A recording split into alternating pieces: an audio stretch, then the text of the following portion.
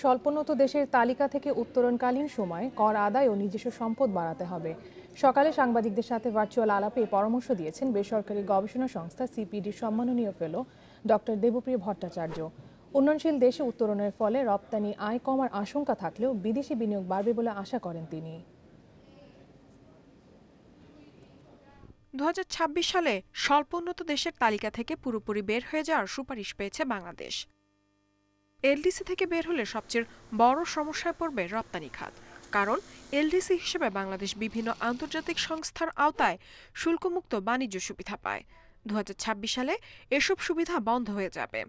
বড় ধরনের চ্যালেঞ্জের মুখে পড়তে পারে ওষুধ শিল্প, সীমিত হতে পারে সহজ শর্তে ঋণ পাওয়ার সুযোগ। অন্যদিকে এলডিসি থেকে বের হলে বাংলাদেশের ভাবমূর্তি উজ্জ্বল হবে। আবার অর্থনৈতিক ভঙ্গুরতা মোকাবেলায় যথেষ্ট সক্ষমতা থাকায় বিদেশি বিনিয়োগও আকৃষ্ট হবে। উন্নয়নশীল দেশে উত্তরণের বিষয়ে সাংবাদিকদের সিপিডির সম্মানীয় ফেলো দেবপ্রিয় ভট্টাচার্য বলেন, সরকারের সংশ্লিষ্ট মন্ত্রণালয়গুলোকে উন্নয়ন সহযোগীদের সাথে সমন্বয় করে এখনই উত্তরণকালীন কৌশলগত কর্মপরিকল্পনা তৈরি করতে হবে। পররাষ্ট্র মন্ত্রণালয়ের বড় ভূমিকা আছে, আমাদের মিশনগুলোর এখানে বড় ভূমিকা রয়েছে। এগুলিকে সমন্বয় করা, দেশের ভিতরে যে কৌশলের কথা বলছি তার সাথে আন্তর্জাতিক ক্ষেত্রে এই সমন্বয়গুলো করা। অবকাঠামো সুবিধা তৈরি করে ব্যক্তি ও বিদেশি বিনিয়োগ বাড়ানোরও তাগিদ দেন তিনি।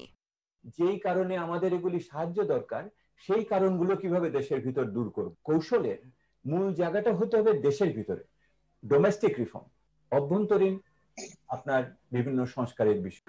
নতুন কর্মসংস্থান তৈরি ও মানুষের আয় বাড়াতে পরিকল্পনা নেয়ার পরামর্শ দেন এই অর্থনীতিবিদ। ইফাতারা, ইন্ডিপেন্ডেন্ট নিউজ।